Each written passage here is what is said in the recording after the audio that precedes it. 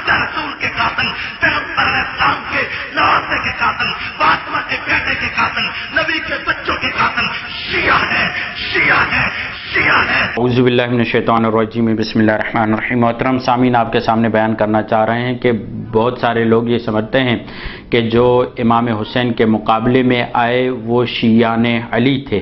ہم اس بات کی طرف اشارہ کرنا چاہ رہے ہیں کہ وہ شیعان علی نہیں تھے۔ کوفہ میں 20 سال سے معاویہ کی حکومت تھی۔ کیوں کر معاویہ یہ چاہے گا کہ شیعان علی کا وجود باقی رہے، تو اس پر آپ کے سامنے دلائل پیش کر رہے ہیں۔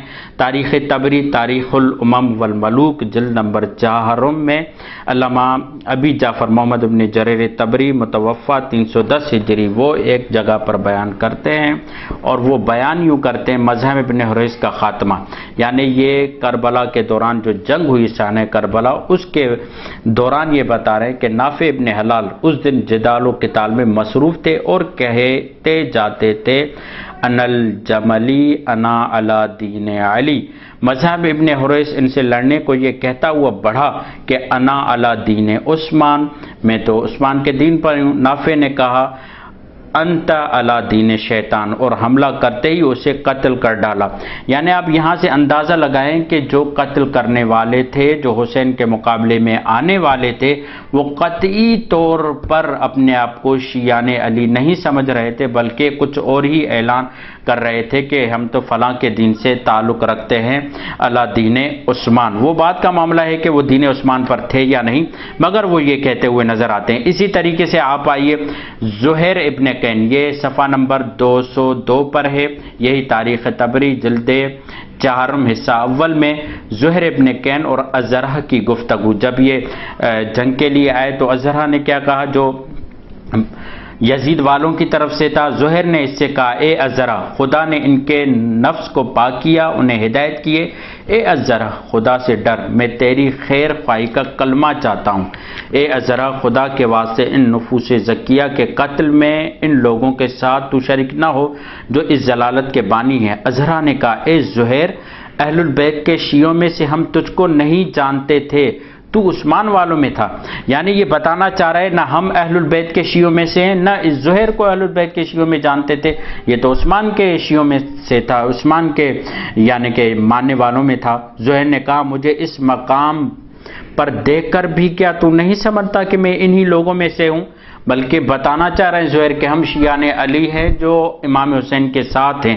سن بخدا، میں نے کبھی کوئی خط ان کو نہ لکھا، کبھی کوئی قاصد ان کے پاس بھیجا، نہ کبھی ان سے نصرت کا وعدہ میں نے کیا۔ ہوا یہ کہ راہ میں مجھ سے ملاقات ہو گئی، ان کو دیکھ کر مجھ رسول اللہ صلی اللہ علیہ وآلہ وسلم یاد آ گئے، اور ان کا مرتبہ جو ان کے رشتے سے ان کا خیال آ گیا، اور میں سمجھ گیا کہ یہ کن دشمنوں میں اور تمہارے جرگے کے لوگوں میں جا رہے ہیں۔ بس میری رائے یہ ہوئی کہ ان کی نصرت کروں، ان کے جرگے میں شریک ہو جاؤں، اپنی جان ان کی جان پر فدا کر دوں، تاکہ جس حق کے خدا و حق کے رسول خدا کو تم نے ضائع کر دیا ان کی حفاظت کر دوں۔ آپ پوری روایت سے دیکھیں کہ کیا معلوم ہو رہا ہے کہ جو امام حسین کی طرف سے وہ اپنے آپ کو شیعان امام حسین سمجھتے ہیں، اور جو امام حسین کے مقابلے میں وہ قطعی طور پر اپنے آپ کو امام حسین کے شیعہ نہیں سمجھتے۔ یہاں پر غور کیجئے، زہیر اہل میت، یہاں پر پرنٹنگ کی غلطی ہے، اہل البیت لفظ ہے۔ اور پھر آگے بڑھتے ہیں، آپ کو دکھاتے ہیں مسجد کوفہ میں جب عبید اللہ نے اعلان فتح کیا تو کس انداز سے کیا، دیکھیے گا، یہ صفحہ نمبر 234 سے تاریخ طبری جلد 4 حصہ اول کیسے اعلان کیا، دیکھیے گا، الفاظ دیکھیے۔ ابن زیاد منبر پر گیا اور کہا: شکر ہے خدا کا جس نے حق کو، اہل حق کو قوی کیا، امیر المومنین یزید ابن معاویہ کی اور ان کے گروہ والوں کی نصرت کی، اور قذاب ابن قذاب حسین ابن علی کو اور ان کے گروہ کے لوگوں کو قتل کیا۔ توجہ رہے، یہاں پر اس نے کہا ہے کہ یزید ابن معاویہ کی اور ان کے گروہ والوں کی نصرت کی، اور قذاب ابن قذاب حسین ابن علی کو اور ان کے گروہ کے لوگوں کو قتل کیا۔ یہاں پر حسین ابن علی اور ان کے گروہ، عربی میں یہاں پر جو گروہ ہے اس سے مراد جو ہے عربی لفظ لکھا ہوا ہے وہ شیعہ لکھا ہوا ہے۔ میں آپ کو دکھاتا ہوں، یہی کتاب تاریخ طبری، عربی میں تاریخ الرسل والملوک، اس کا عربی میں صفحہ نمبر 458 بنے گا، اور یہاں پر اس نے یہ لفظ کہے نصر امیر المؤمنین یزید ابن معاویت وحزبہ وقتل القذاب ابن قذاب الحسین ابن علی وشیعتہ، یہاں لفظ شیعہ استعمال کیا، یعنی جو قتل ہونے والے تھے وہ حسین کے ساتھ تھے، قتل ہونے والے شیعہ تھے نہ کہ قتل کرنے والے۔ محترم سامعین، آپ دیکھیں یہاں تک کہ تاریخ ابن کثیر البدایہ والنہایہ حصہ ہفتم و ہشتم میں جو علامہ حافظ ابو الفدا عماد الدین ابن کثیر دمشقی نفیس اکیڈمی اردو بازار والوں نے چھاپی ہے، اس میں بھی ہمیں یہ نظر آتا ہے کہ ابن عباس نے عجیب و غریب جملے کہے۔ آپ دیکھیے یہ صفحہ نمبر 206 پہ ہے، جلد ہشتم ہے، 8ویں جلد، باب کیا ہے؟ حضرت حسین کے عراق کی طرف روانہ ہونے کا حال۔